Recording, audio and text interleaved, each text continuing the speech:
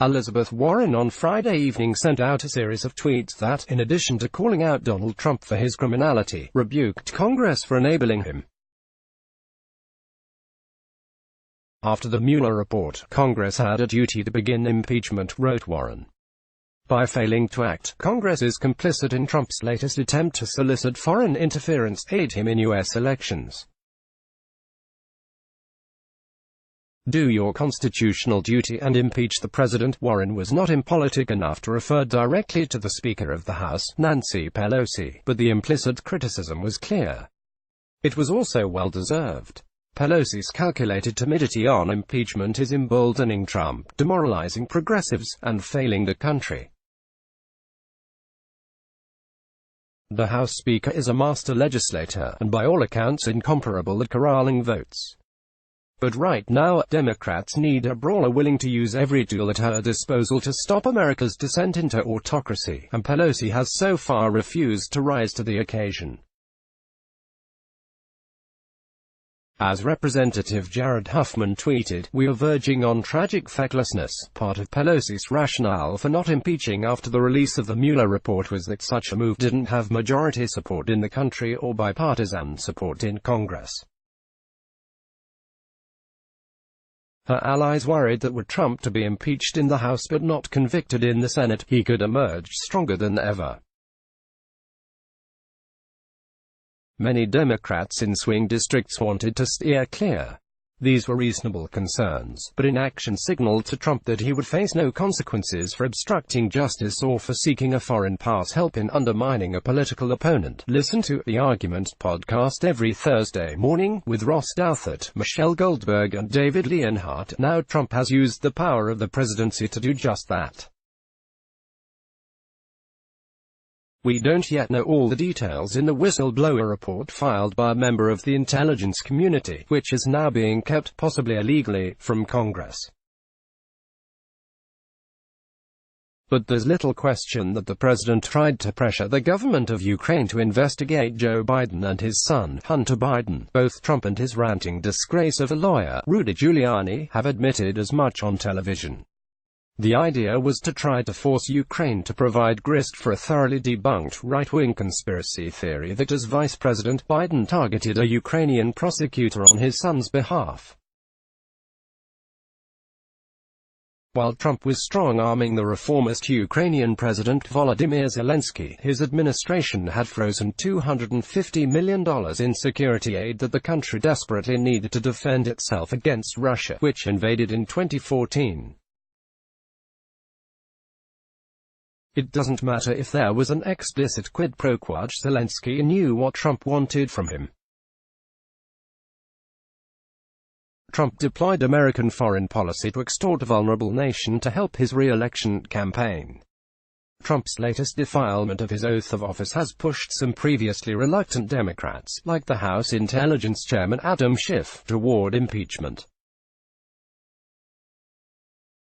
Schiff reportedly coordinated his recent pro-impeachment comments with Pelosi, yet she remains resistant to moving in the same direction. One of Pelosi's advisers told the CNBC reporter John Harwood that her impeachment calculus hasn't changed, saying, "See any GOP votes for it." It was almost as if the advisor was trying to troll scared, desperate Democrats, rubbing their faces in the Speaker's baffling determination to give Trump's party veto power over accountability. The most Pelosi has done is to write that if the whistleblower's complaint is kept from Congress, the administration will be entering a grave new chapter of lawlessness which will take us into a whole new stage of investigation. Given the impunity Trump has enjoyed so far, this does not seem like a threat with teeth. Ultimately, no one can know the political consequences of impeachment in advance.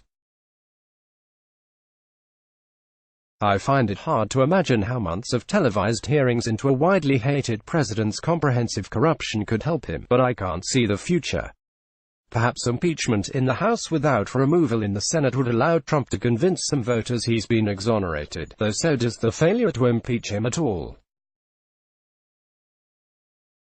Polls show that impeachment doesn't have majority support, so there's a political risk for Democrats in trying to lead public opinion rather than follow it. But surely there's also a risk in appearing weak and irresolute. Already, frustration with Pelosi in the Democratic base is threatening to curdle into despair. I see the grassroots activists who helped build the wave last year really wondering what they built that wave for. Ezra Levin, co-founder of the progressive group Indivisible, told me, "In the end, our system offers no mechanism besides impeachment to check a president who operates like a mob boss. It's true that Democrats will remove Trump only by beating him in 2020, but he is already cheating in that election, just as he did in 2016, and paying no price for it. A formal impeachment process would, if nothing else, give new weight to Democratic claims when they go to court to enforce subpoenas or pry loose documents the administration is trying to hide.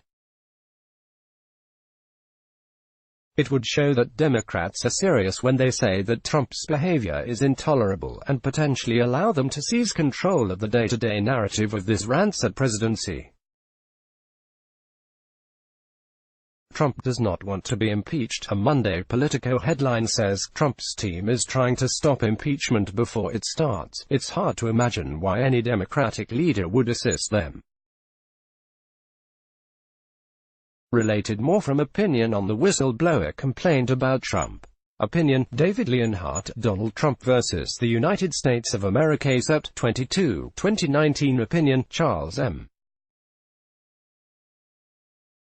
Blow, Trump, and restrain, Sept.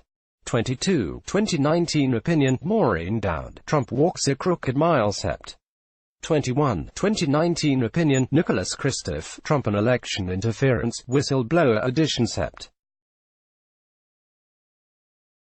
21, 2019. The Times is committed to publishing a diversity of letters to the editor. We'd like to hear what you think about this or any of our articles. Here are some tips, and here's our email, letters@nytimes.com. Follow the New York Times opinion section on Facebook, Twitter @NightOpinion, and Instagram. Let's block ads. Why?